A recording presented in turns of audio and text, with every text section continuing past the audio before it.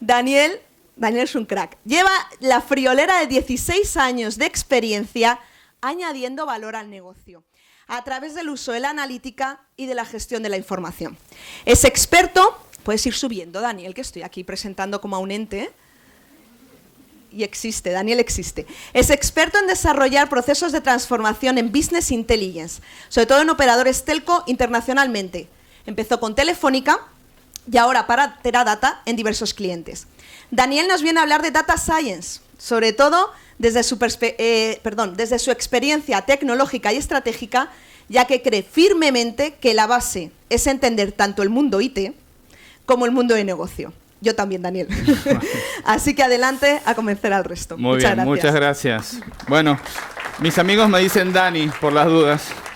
Las cosas dichas en inglés parecen como más importantes. En todo caso, sí, el título es ese porque mi rol es internacional. Bueno, ¿dónde el pulsador lo tengo aquí, no? Creo que ya pulso directamente acá. Ahí está. Las gracias de Jaime. Bueno, lo que yo quería hacer un poco hoy es hacer un paneo. Bueno, como llevo todos estos años haciendo este tipo de trabajo, y porque además la primera parte de mi trabajo hasta los 30 y tantos fue la ciencia. Yo soy físico, me he dedicado a la ciencia casi toda la vida antes de hacer este gran cambio. Quería contarles un poco, primero, que la relevancia de todo lo que mostró brillantemente Jaime antes está en que, antes que todo, tienen que estar esos datos, tienen que estar disponibles, tienen que estar utilizables, y luego que la capacidad de hacer confesar esos datos, la realidad, es una especialidad. Con los años ha ido cambiando de nombre, y porque la tecnología permite cosas como esta maravilla de Watson, es que se la considera más y más científica. Creo de todas maneras que estos héroes, los data scientists, de quien va un poco esta reunión, son los profesores de Watson, de alguna manera. Son los que vienen intentando hacer que Watson haga lo que ellos hacen tan naturalmente.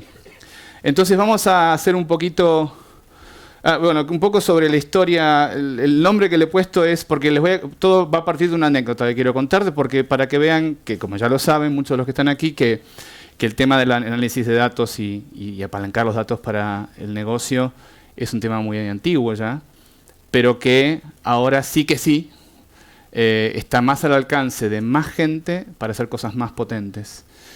Y respecto a qué datos, yo en la empresa en la que trabajo, yo llevo toda mi carrera de Business Intelligence y Analytics la he hecho en el grupo Telefónica desde, más de 15 años. Y ahora trabajo en una de las empresas líderes, digamos, si se quiere, de los que proveen la tecnología para eso. Pero datos claramente nos faltan, y los responsables somos nosotros, ¿no? Hay un señor que se llama Chris Dancy, si lo buscan en internet lo van a encontrar, que anda por el mundo dando charlas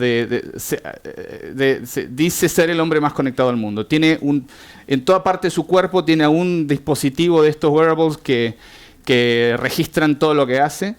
Él tiene todas las posibles interacciones de medios sociales, digitales, habidas y por haber.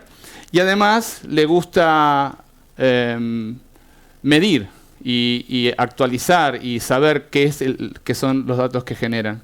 Pero en todo caso, y esto lo sabemos muy bien los que hemos trabajado en telecomunicaciones, toda esta revolución digital son bits que están circulando por redes, ¿sí? Entonces, alguien hace un tiempo ya se ha dejado de usar el término, hablaba del nuevo petróleo, ¿no? De los datos. Pero efectivamente hay una plétora de datos que ha producido, como en algún momento dijo un alto ejecutivo de Google, ha producido asfixia de información. Entonces, la diferencia grande ahora es que realmente podemos tomar todos estos datos y analizarlos. Podemos realmente entender y decodificar todos estos datos, qué quiere decir en la vida real. Porque finalmente se trata de eso. Podemos nosotros, a través de los datos, reconstruir la vida real. Tenemos que entender qué es lo que cada uno de nosotros quiere en la vida, qué es lo que está pasando con nuestras sociedades, con nuestro mundo, y los datos están ahí para ayudar. Y voy a mostrar algunos ejemplos de eso. Entonces, ¿por qué Data Science? Bueno, en realidad, aquellos que tienen me voy a quedar un poco quieto porque si no tapo la pantalla, que tienen algo de formación científica entienden, y todo el mundo lo entiende, que sin ciencia la realidad como tal se torna incomprensible, ¿sí? Por supuesto, descuento aquí que nuestros cerebros son máquinas analíticas perfectas, que por eso podemos andar por el mundo, porque podemos entender todo ese input. Pero si intentásemos sistematizar eso, es la ciencia la que ha permitido transformar los hechos en algo entendible, y por lo mismo, los datos son la representación de esos hechos. De modo que de no ser por la ciencia de los datos, solo estaría el mundo inundado de datos, ¿sí? No los voy a aburrir con la típica explicación de cuántos gigabytes se generan por segundo en vídeo. Está todo ahí. Las han visto millones de veces. Lo que sí sabemos es que datos nos faltan, y cualquier experiencia humana en la que podamos pensar está generando datos. Y, que es lo más bello, muchos de esos datos están siendo cada vez más accesibles y más libres. Pero entonces, ¿qué es un data scientist? Perdón, ¿qué es data science? Bueno, data science, tautológicamente definido, es lo que es un data scientist. Y nuevamente no voy a ir con el manual del data scientist, pero yo creo que esto es lo que define un data scientist. Entonces, un data scientist, por definición, y habrá muchos en la sala, escucha a las personas, pero le cree a los datos. Un data scientist no le tiene miedo a las matemáticas, a la estadística, incluso son expertos, y dominan las herramientas informáticas necesarias. Lo digo así porque el data scientist no está definido por una carrera universitaria necesariamente, aunque claramente las personas con orientación cuantitativa serán las que mejor les vaya en esto. Entiende los procesos que intenta reconstruir con los datos, porque claro, al final de cuentas tiene que poder meterse y navegar en un mar de datos y luego entender de qué va a ir aquello que va a intentar descubrir. Está abierto a lo que pueda descubrir. Esto es una parte esencial de la ciencia. No está sesgado por lo que quiere demostrar, sino que deja que el dato hable. Alguien podría argumentar que esto ni siquiera es válido en las ciencias más duras, pero por lo menos hay un precepto. Y luego, muy importante, un data scientist sabe contar historias. ¿Por qué? Porque tiene que hilvanar esos datos dispersos, como si fueran migajas de pan en el cuento de Pulgarcito, y contar una historia. De hecho, los que les va mejor en las empresas son los que son capaces de hacer exactamente eso. Entonces quiero ahora un poco reflexionar hacia atrás, porque lo que voy a intentar hacer es mostrar cómo los mismos datos a lo largo del tiempo pueden producir diferentes efectos. Y no me voy a centrar en el cómo lo hacemos, que podemos discutir en cualquier momento, me refiero a la tecnología que se utiliza, mucho está incluso libre, sino que el efecto de los datos y de la ciencia de los datos puede cambiar muchas cosas. En este caso puse un ejemplo, puede cambiar el destino de una empresa, el de tu propio trabajo y el de un país. Entonces volvamos a los años 90, finales de los 90, los happy days, decimos nosotros ahí, del database marketing. Entonces no existían estas definiciones que tenemos hoy y se hablaba de database marketing como aquella disciplina que en base a datos, de una base de datos, permitía hacer marketing dirigido. Entonces la gran argumentación era, señor, deje ya de hacer sus campañas masivas, ofrezca sus productos a la gente que se lo va a comprar y ahorre en el proceso. Y además hágase más eficaz.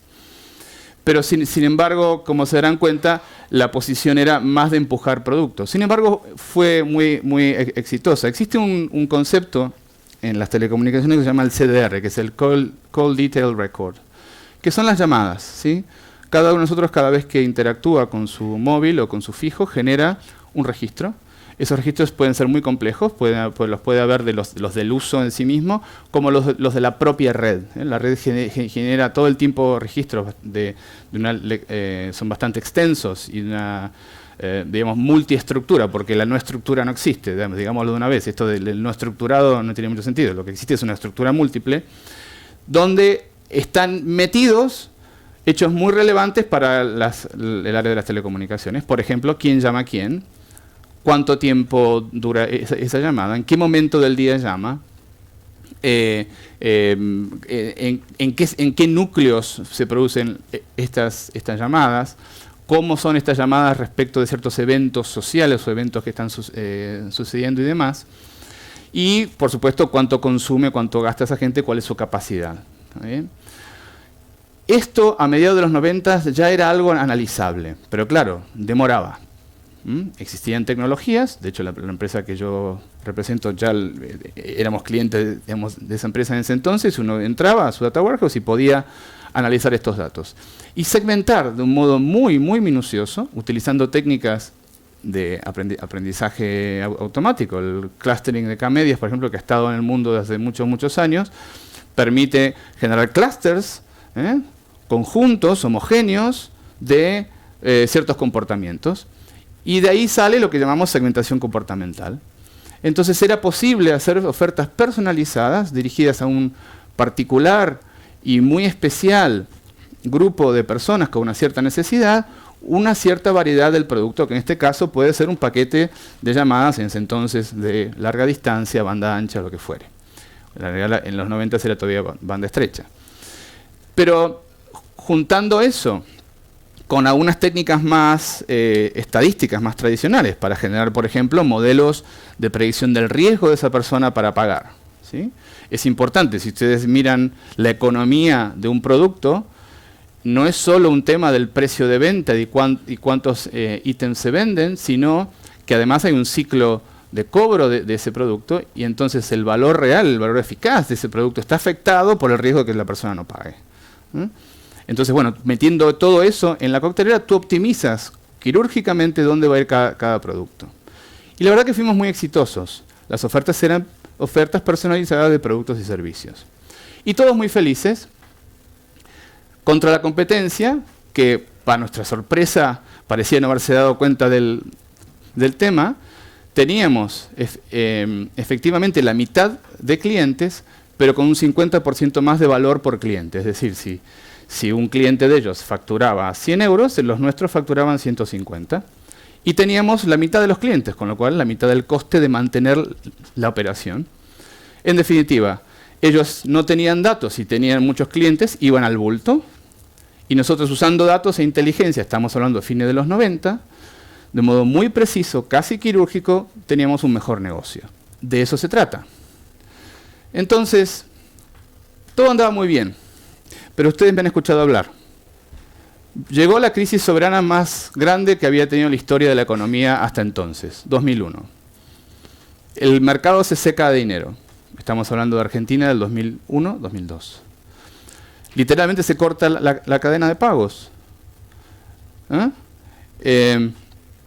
Vienen los despidos masivos, 30% en la empresa que yo estaba. Los clientes no pueden pagar, 40% de falta de pago. Cualquiera que esté trabajando en una compañía entenderá que eso es el fin de una compañía, que si el 40% de las personas no te pagan, claramente se acabó el negocio. Entonces, bueno, momentos aciagos, difíciles, el corralito.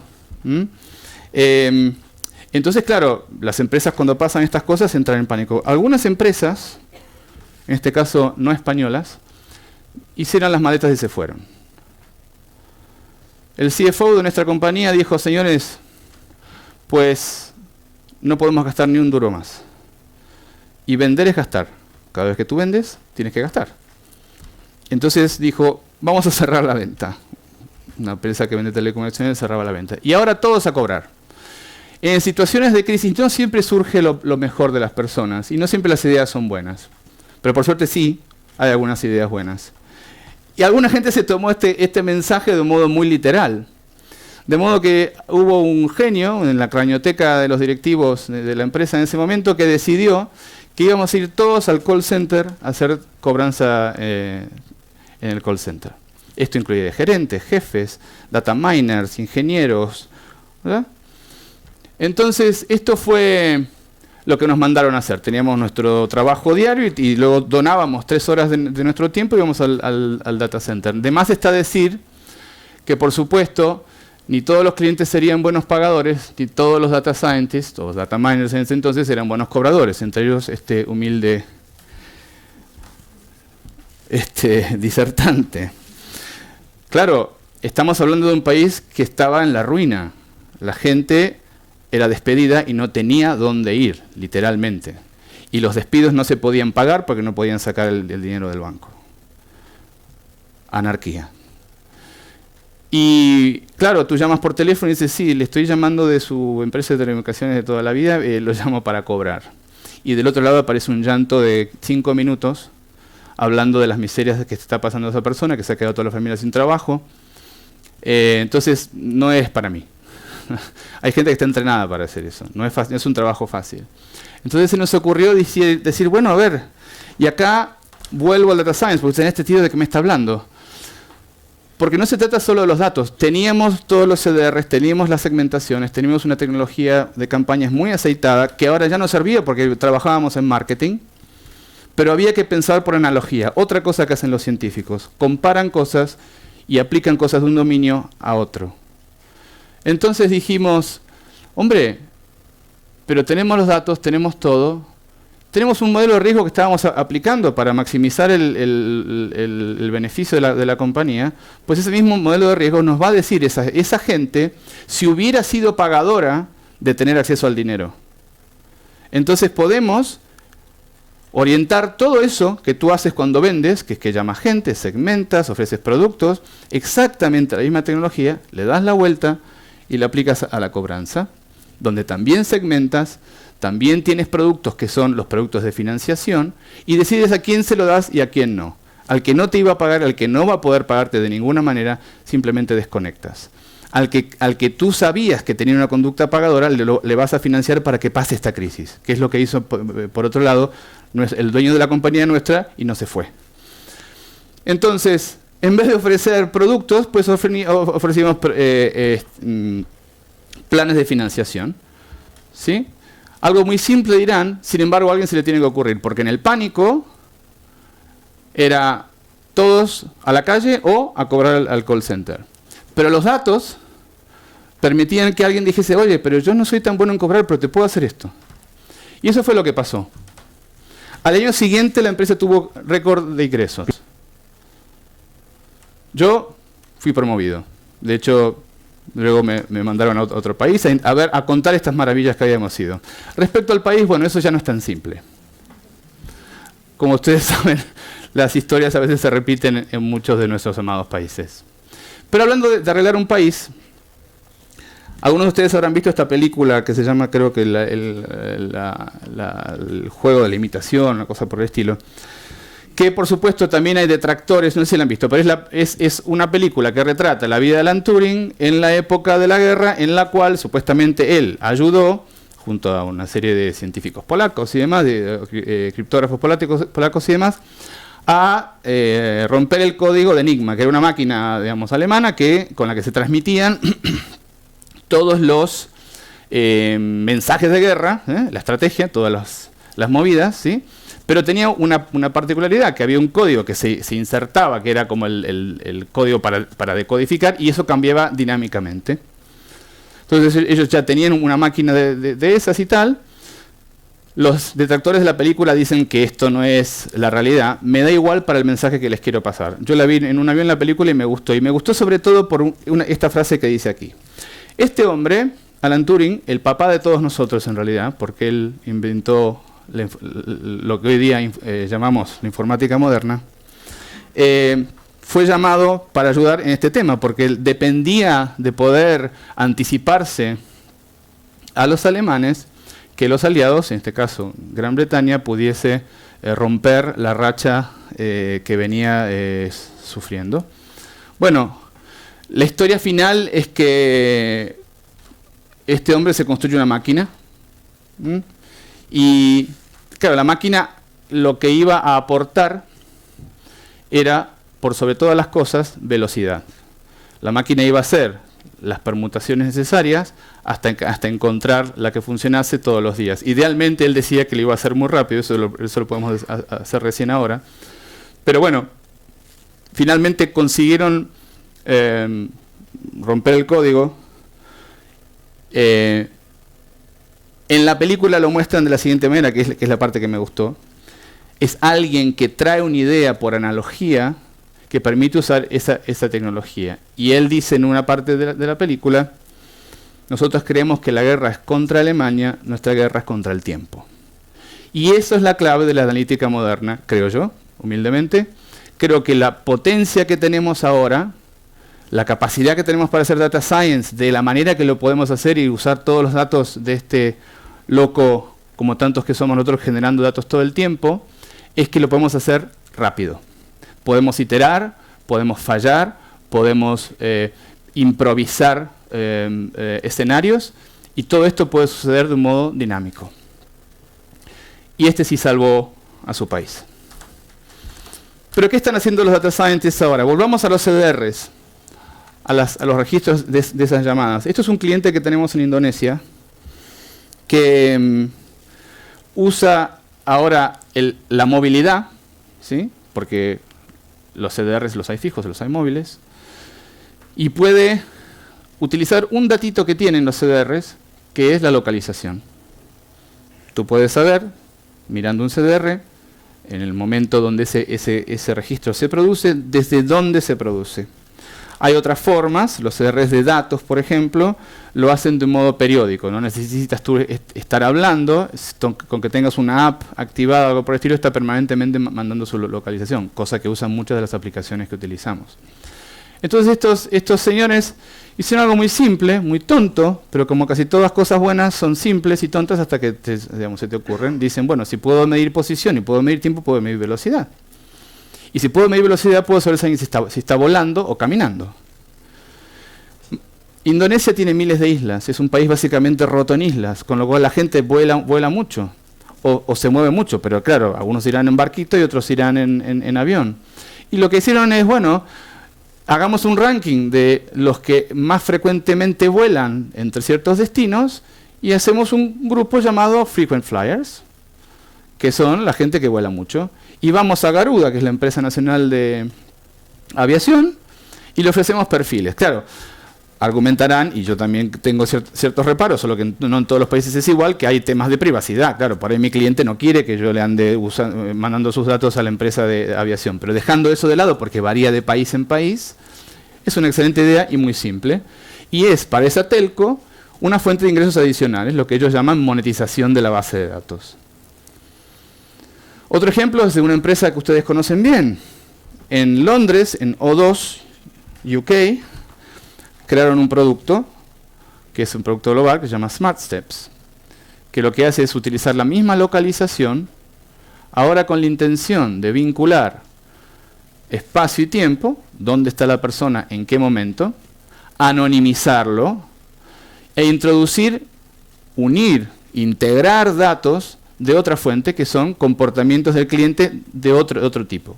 Qué tipo de facturación tiene, qué género tiene, etcétera, etcétera.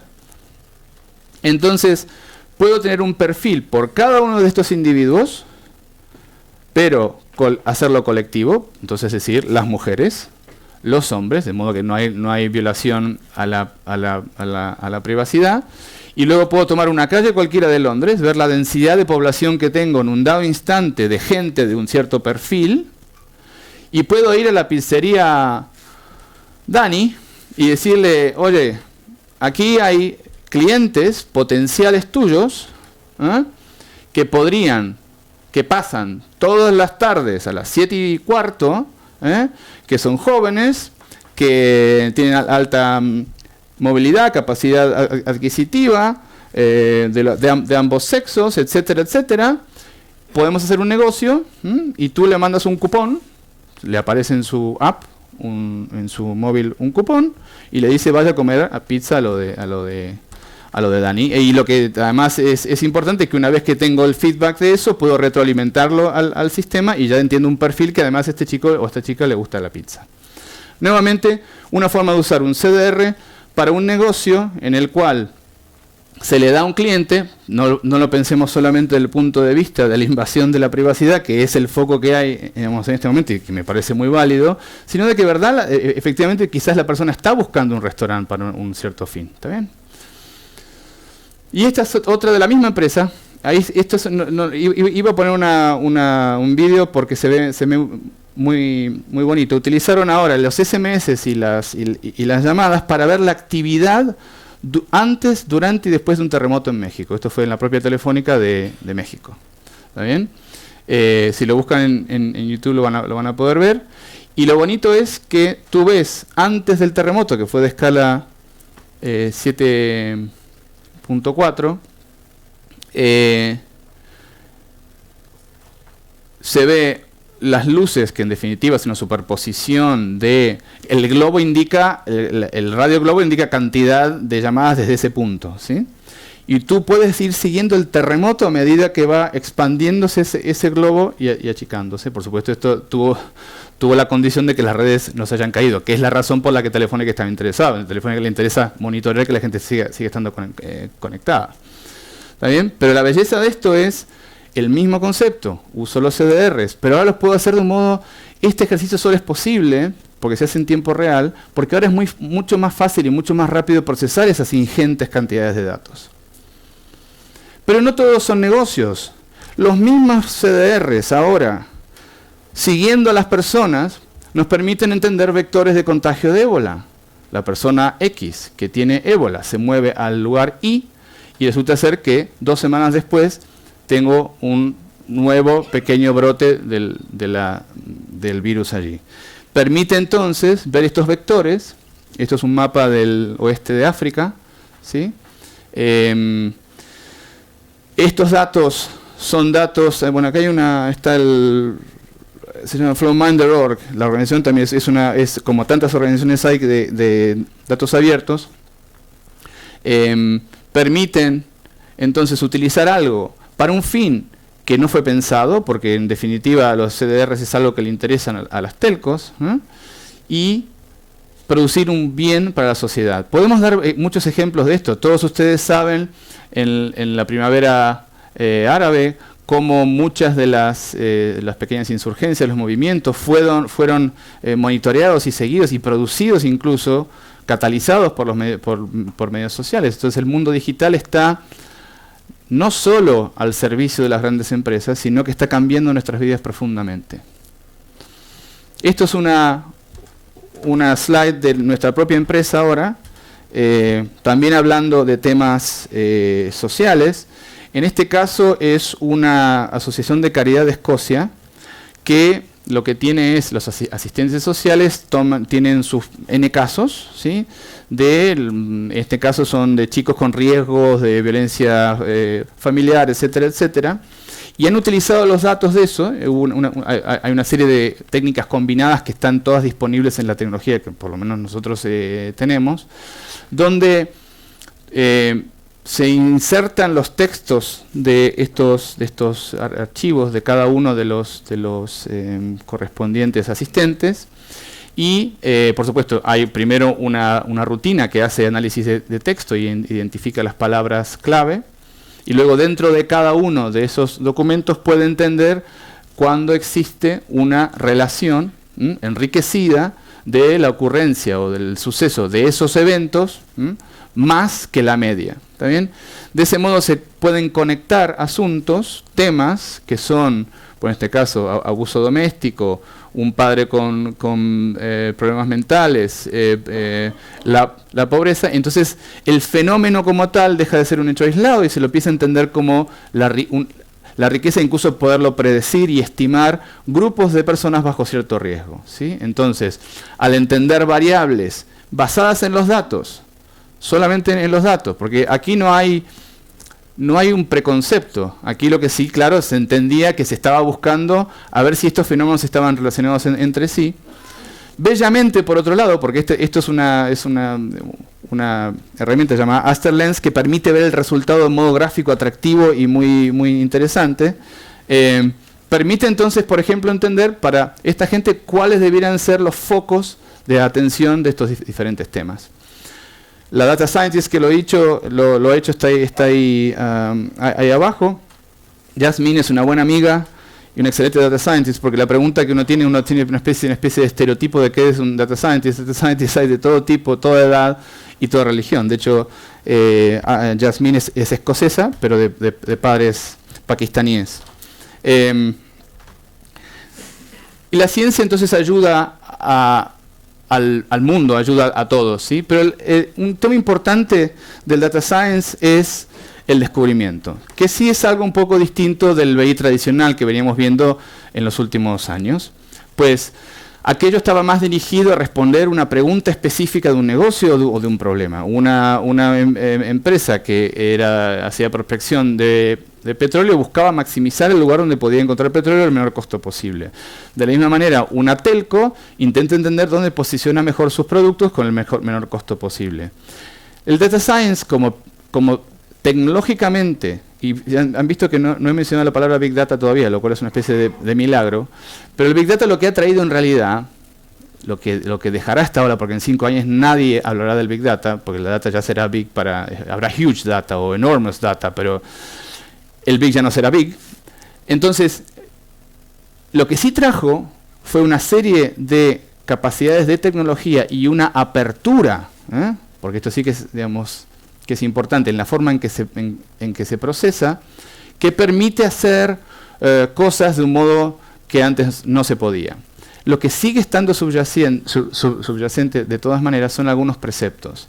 La integración de esos datos, el hecho de poderlos relacionar de un modo simple, porque si están dispares por cualquier lado, es muy difícil realmente ser ágil y flexible, sigue siendo válido. Pero esta flexibilidad, ¿no?, de permitir al resto de nosotros acceder a los insights, al conocimiento que están en esos datos, es la novedad, ¿sí? Entonces, lo que antes era difícil, que era el top-down, es decir, hago una pregunta específica y dirijo toda mi atención a que los datos contesten esa pregunta, ahora permite una aproximación más serendipity, si se quiere, que es que yo puedo, mirando los datos, descubrir cosas. Esto siempre ha existido, pero ahora se puede hacer de modo sistemático. Y ahí está parte de la diferencia entre un data scientist actual y el data miner anterior, aunque siempre los ha habido de todos estos tipos. Y lo más importante todavía, los negocios están ya cambiando y están empezando a estructurarse también alrededor de ese concepto del descubrimiento.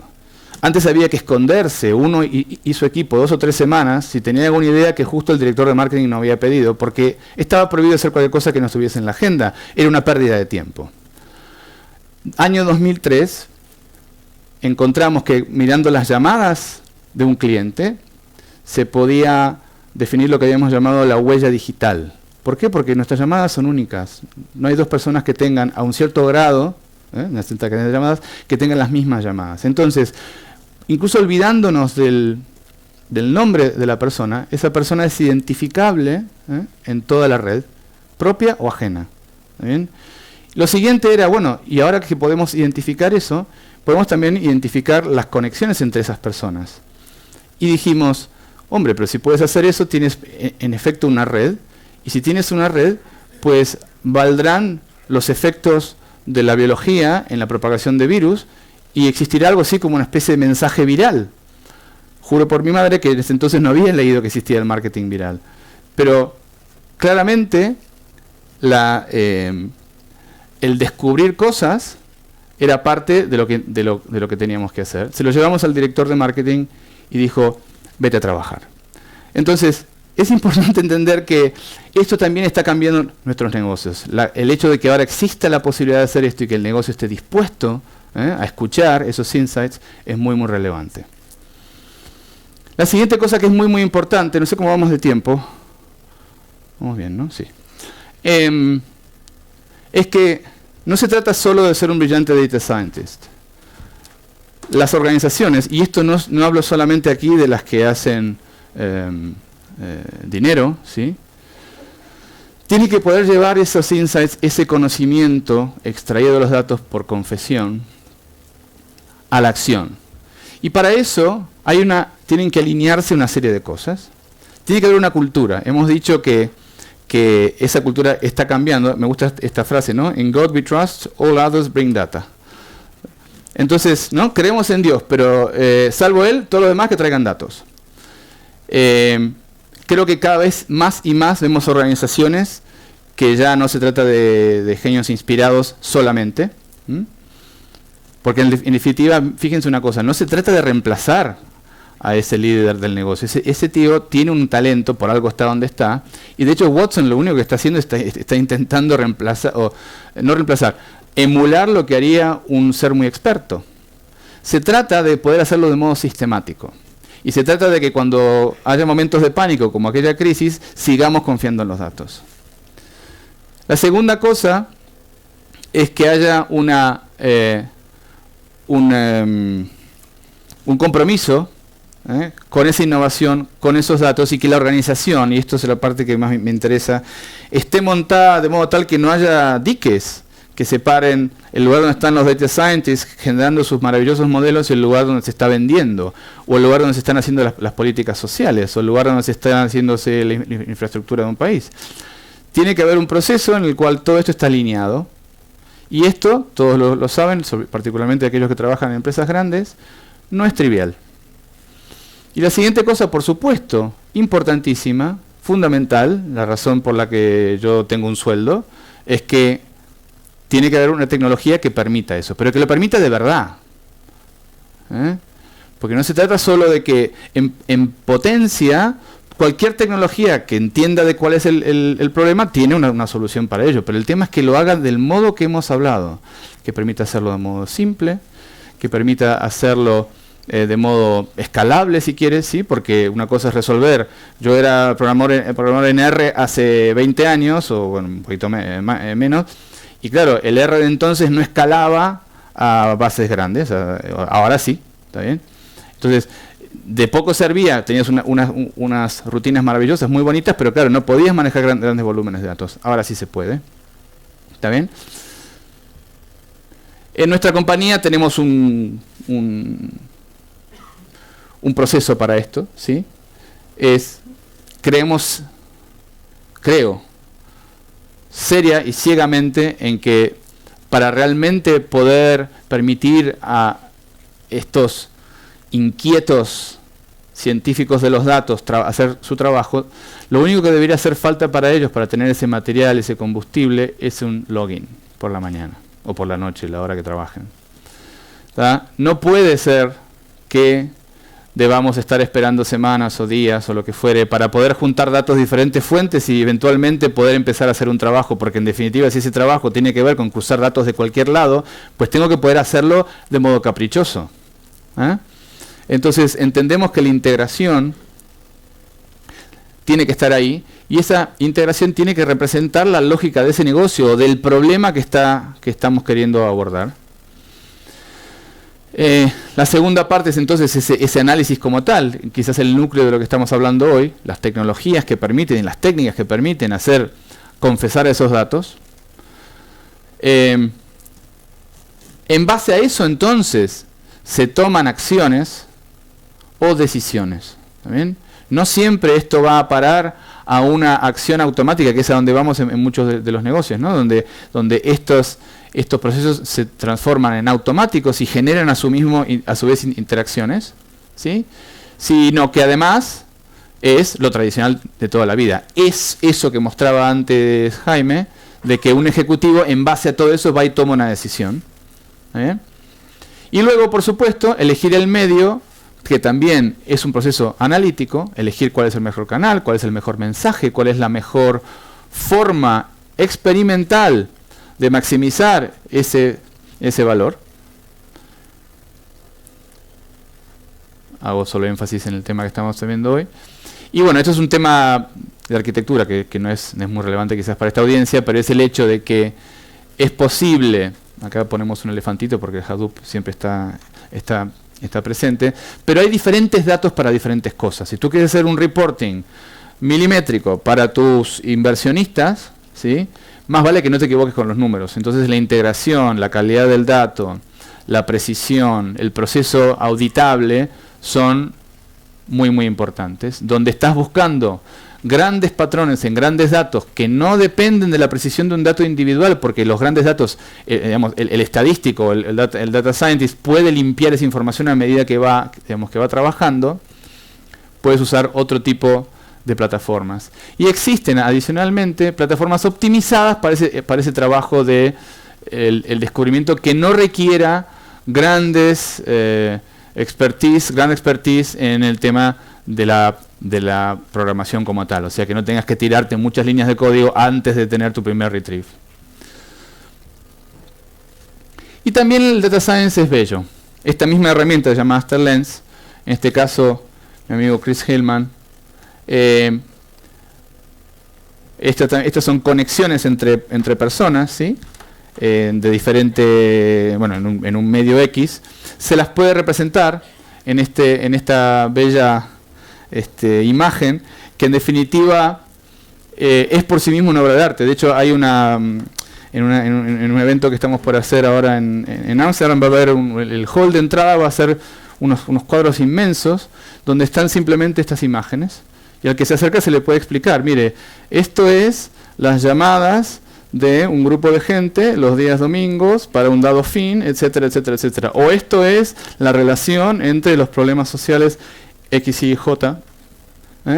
Entonces, este es el resumen máximo de a dónde llega la abstracción y las posibilidades del data science, porque permite sintetizar de un modo bello lo que es de por sí una cosa muy muy compleja, y nos hace el mundo entendible, que en definitiva es para lo que está la ciencia.